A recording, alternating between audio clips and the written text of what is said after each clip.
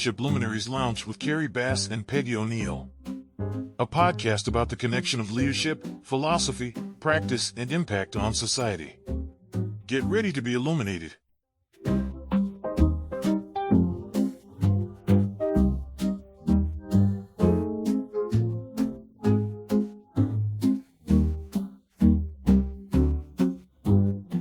Welcome again to another episode of the Leadership Luminaries Lounge.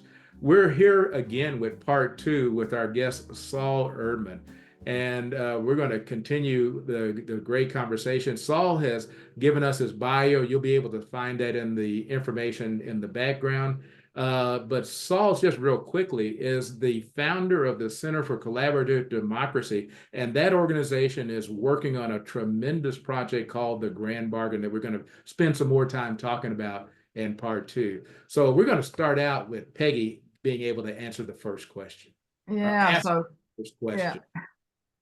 So we do want to hear again so the Grand Bargain Project includes 6 elements that you believe that that the people are so interested in that if we don't focus on those, we're going to really have problems. I'm not sure I articulated it the way you would, but that those are the 6 areas that might be able to help unify the country and help us support having the democracy in the country we really want to live in. So if you'd correct anything I just said about that, but then tell us about the 6 areas of the Grand Bargain Project. So we asked 2 very professional polling firms, Ipsos and Bold Research, to conduct polls on our behalf.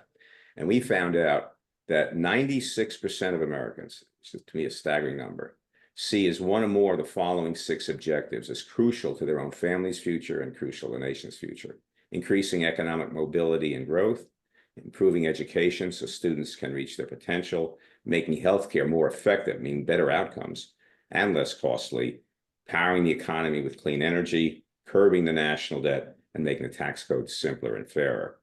And so, given how much of the public sees progress in these areas as necessary, and given how badly government has not made that progress in decades, these problems have been, not particularly getting better for at least 10, 20 years.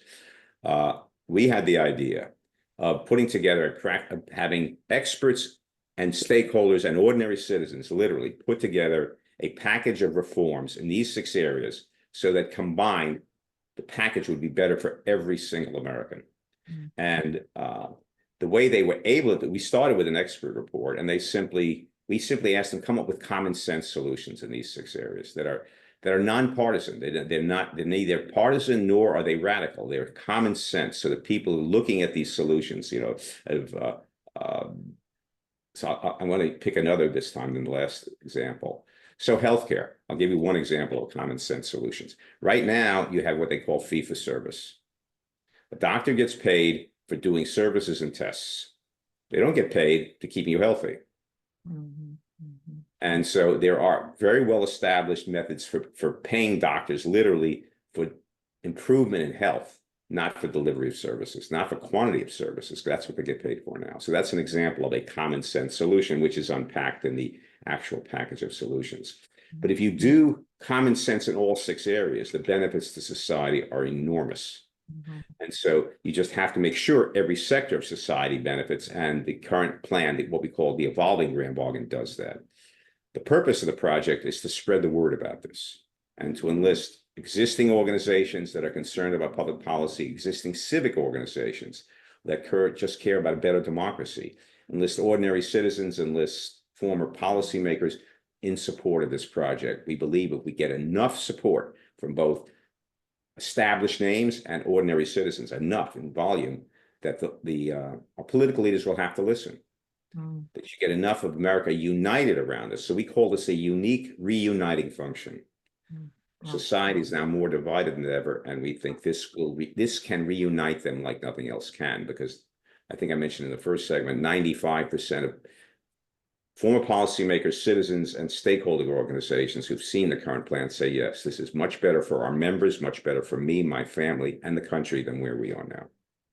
And you are telling us stakeholders. So who are the stakeholders? Would you define that for us? Sure. So Since we have gotten most of them to agree to meet with us, we also agreed to keep them confidential until after the election. But if you look at the 6 issues, what are the major organizations involved with education? I see. What are the major organizations involved with healthcare? And it's amazing to me, and I'm the leader of this project, and it's amazed me how many of these stakeholders who have some investment in the status quo and oppose each other all agree, yes, this is a better direction for the country. And yeah, there are things that we don't like, but we will participate in moving this forward. We want to give you our feedback, and our job is to integrate the feedback from these opposing sides into a better version of the grand bargain in the next iteration, which we hope to put out shortly after the election. So those are the stakeholders. And so, like I said, 95% of them so far have said, yeah, this is a much better direction for the country, which is very heartening to my team and me.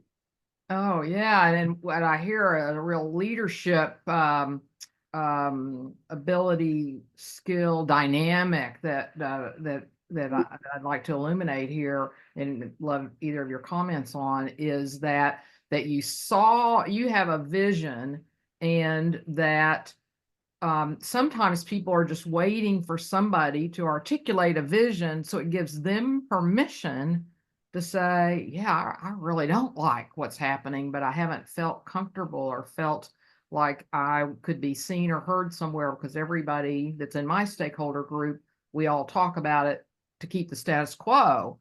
And somehow some permission was created for people to say that, that maybe I've been thinking about this too, or I'm so glad somebody's finally articulated what I've been thinking, because it hasn't been safe before.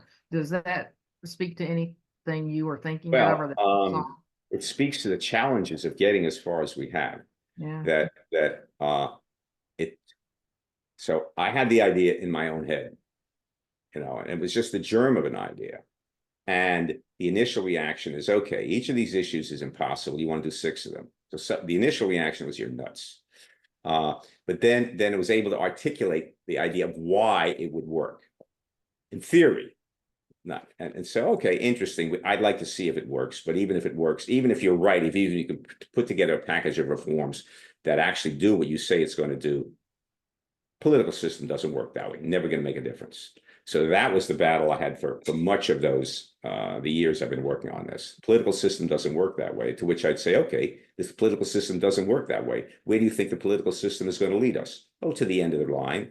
I said, so we need to do something that outside the existing system. And so it was an evolutionary process, but it was an evolutionary process on my part. I had to learn where are the people not seeing what I'm seeing. And that's very, very hard. But I think what I brought to the table is I refused to give up. I knew this idea was right. I knew I needed this. I needed a purpose, and I knew I could put my heart and soul into this, that it would engage me fully. I love big challenges, and I couldn't think of a bigger challenge. I say, so this is what I'm going to do.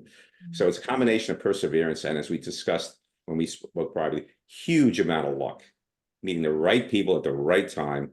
Luck, anyone who thinks that whatever they've gotten is not a function of luck, in large part, I don't know, is not looking at the world straight, in my opinion. And that, I think, is an element of, I think that's an element of leadership. Own the fact that, yeah, whatever good you've done, there were so many other people who helped you along, and just circumstances. If you don't recognize that, you're in trouble because you're too full of yourself. Anyhow, so it's a combination of things. It's a very, I have to say, it was a complicated process. Boy, did I grow and learn from it. I wouldn't give it up now for anything. If you told me there's a path shorter, that you didn't go through the same experiences and learn as much, I don't think it would have worked, and I don't think I would be prepared to do what my ambition is to do now. Peggy and I spend a lot of time talking philosophically about this concept, but there's something, and I guess the way that Peggy and I have kind of come to a joint perspective on is that something in the universe honors effort in spectacular things, and people that are willing to go forth and commit themselves to spectacular efforts and grand achievements, the universe seems to honor that and puts other people and opportunities in place for that to start coming into fruition. So while you may not have been the source of it, being willing to be a vessel is really, really important.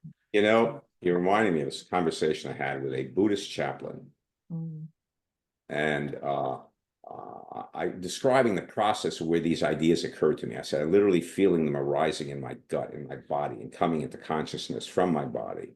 And she says, you may experience it that way, but you don't know where it really comes from.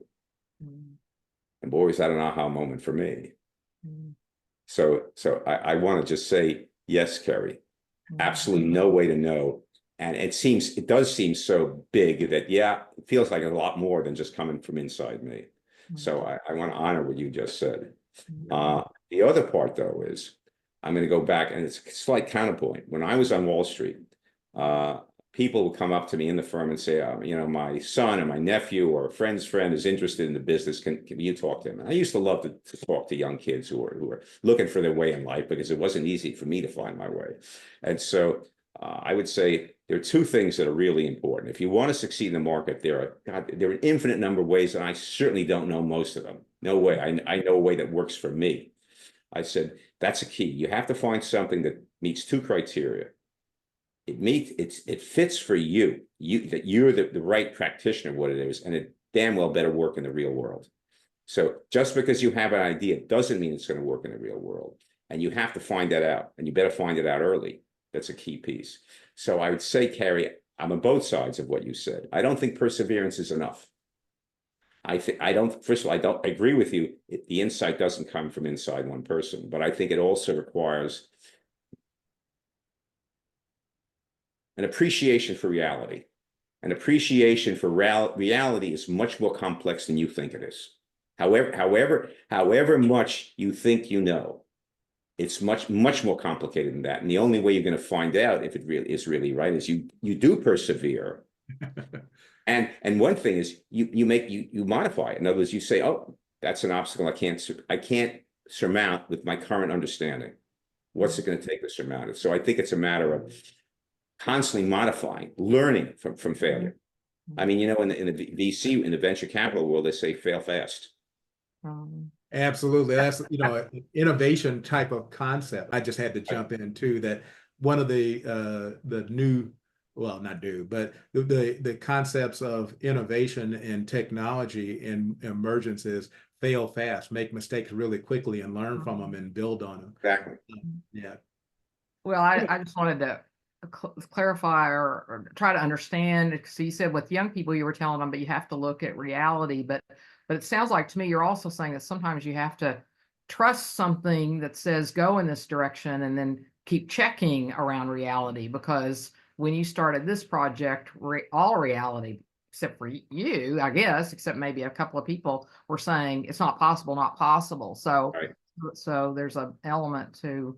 Okay, so that goes to the issue that to me is it's sort of crucial in this kind of endeavor. I'm not sure it's crucial in every endeavor.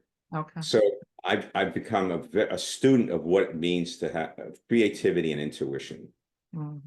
And I feel I'm blessed with certain capacity for intuition, and I'm wired this way. I didn't design myself this way, but I seem to have an insatiable curiosity about certain things. I really, really want to understand how the human mind works. I mean, it's been a subject of lifelong interest.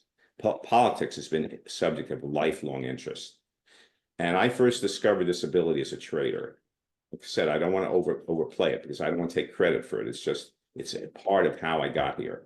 So I would trade by a very, what I call, analytical system. This was going back when the computers were very basic, but we used the computer system to filter certain aspects of the market and say, this is an opportunity, this is an opportunity. And I traded based on largely on input from the computer, but I made some judgment decisions based on it. And then one day the market just went completely insane. It was moving so fast that if I'd resorted to the computer, I would have missed dozens of opportunities. And I don't know what possessed me. I stopped looking at the computer and I just started trading on absolute. Now I want to say it's instinct. It was intuition. It wasn't just, you know, I don't know how my inner guts and brain made the decisions, but I had so much information, so much history in this particular marketplace that I could just recognize patterns, even though I couldn't have put a name on it. And I was trading at a speed and a volume that I had never traded at before. And they talk about being in the zone. I was in the zone. I mean, and it was, if you looked at me, you said, this guy's insane. Wow. The pace I was moving at. Yeah. So in a project like this, intuition is incredibly important. You have to integrate massive amounts of information. So I can't describe the process of how it works, but I recognize the opportunity with this project. And I've had to, as you say, Kerry, constantly take in new information. Constantly, I hit obstacles constantly. You have to take it in. You have to add it to your model. If you have a fixed model of how a political system works, good luck. I mean, I think that's a prescription for failure. So sorry for the very long-winded answer, but That's great. And you bring up the political system again, and I know that one of the things you like to talk about is the three legs of the stool for democracy. So this is a great opportunity to hear that from you. Yeah. So I think democracy needs three fundamental things that now completely lacks. You need an election system where people are rewarded for positive results, not rewarded for proving that the other guy's worse. That all you need to win an election now is show that your voters, the other guy is, like I said, worse by any criterion. His ethics are worse, his results are worse, or even his wife is worse. I mean, the level of mudslinging we've gotten to is just disgraceful. But that's all it takes. The other guy is worse. And so we need an election system where that cannot work, where you have to have results, you have to have a coherent platform that people can rally around. So that's one change, and that's a very long-term change because it's not something that's going to happen quickly. The second thing we need is we need to be able to talk to each other. We need to have a culture which rewards civility. And that requires structures. So there are organizations like Braver Angels we've talked about earlier. There are organizations that are literally trying to create conversations from people across the spectrum, and they are succeeding. We need much more of that. I founded Democracy Is Us, and that's one of the things we're working on. So I want to plug it's important. We need lots of organizations in that space, and we also need a replicable model. So the fact there are many organizations in this space is good. And the third thing we need is progress on these 6 issues. That if the other 2 stools are working, but the American people don't see progress in the issues that are important to their lives, they're not going to have faith in the system. And until we have the election reform, system is not going to come up with constructive solutions. So I don't know if I've used that phrase in this segment of the talk, but this project we consider an emergency intervention that's necessary to stabilize the republic, reunite the American people, and start to make progress in these other 2 legs of the stool. So, but I definitely think all 3 are necessary.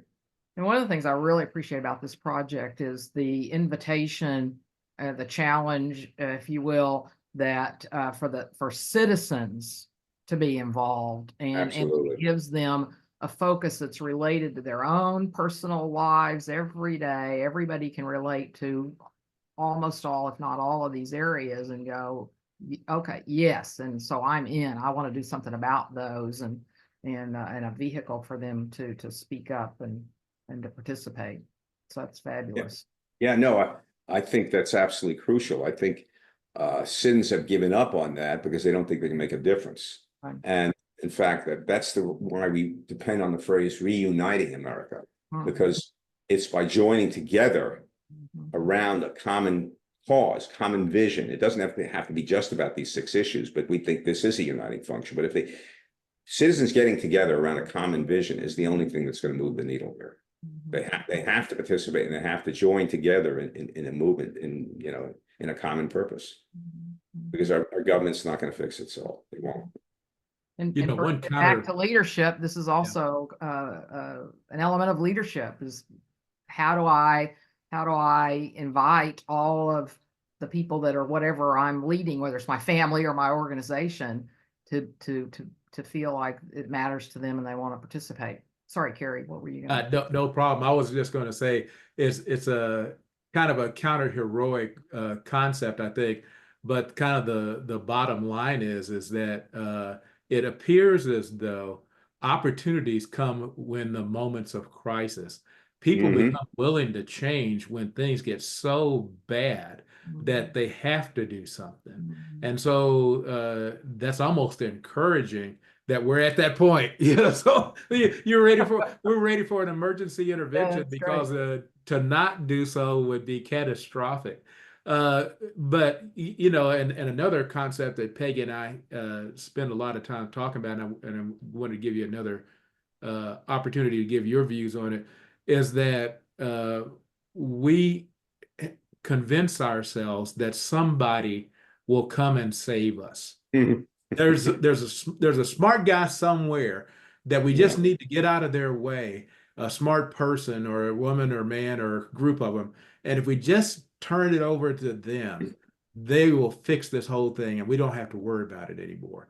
Give us a little bit more of Well, your insights. First of all, that's the seed of autocracy. That's exactly what creates, the opposite of democracy. People think a man, a woman on a white horse or whatever. I mean, whatever metaphor you want to use is going to save them, and they don't have to play a role, and they can just turn it over.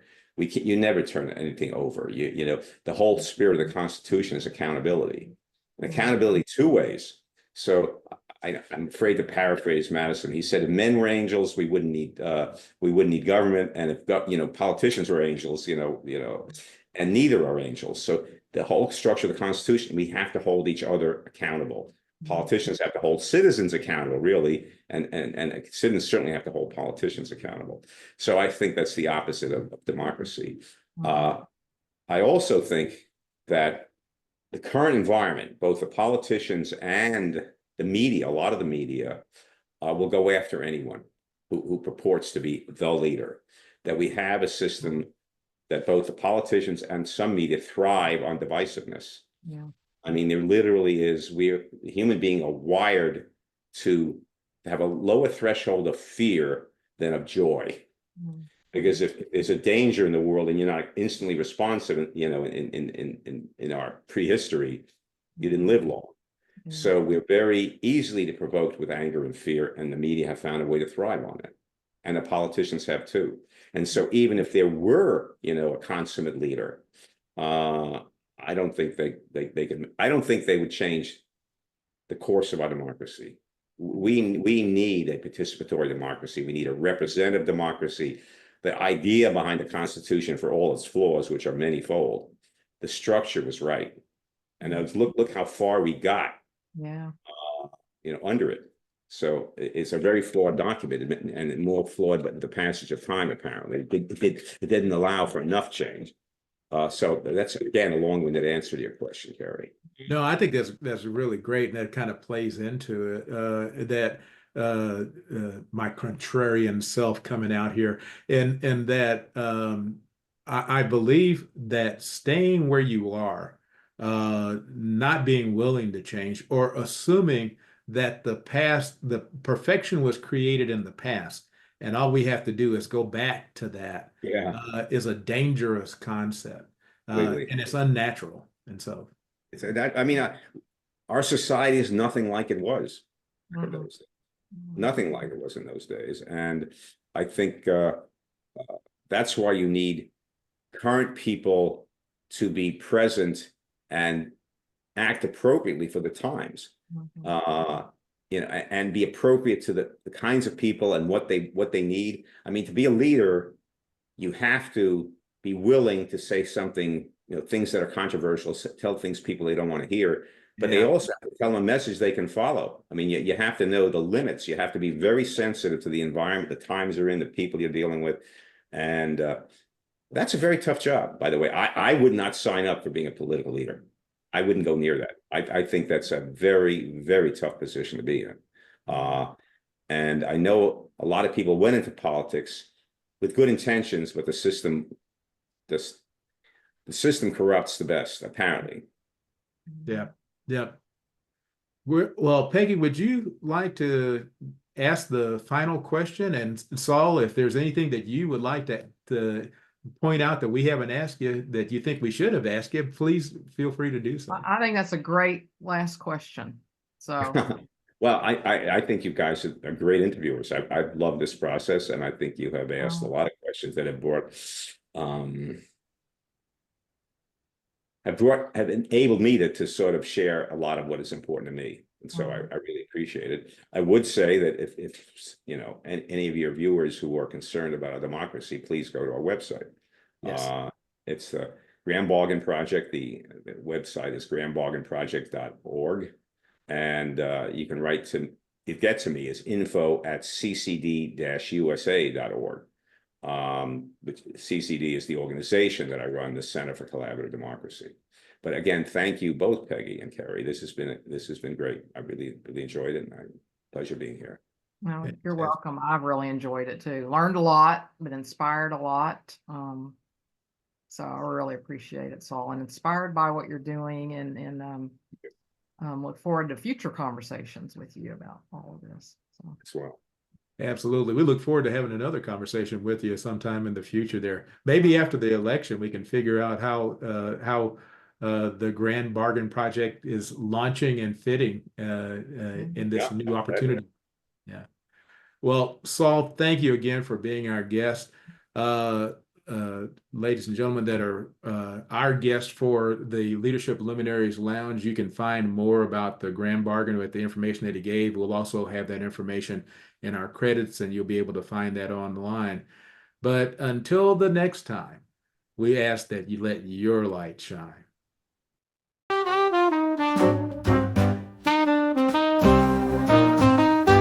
In the Leadership Luminaries Lounge, we sit and chat with Peggy and Kerry, where wisdom's at. They sprinkle insights like morning dew. In this lounge where knowledge blooms anew, with every episode they set the stage, sharing golden nuggets, turning life's next page. From boardroom tales to dreams out loud, they uplift a thought and make you proud. Oh, swing and sway with Peggy and Kerry, in the lounge where visions are merry. Take a seat, let your worries retreat, in the Luminaries Lounge where leaders meet.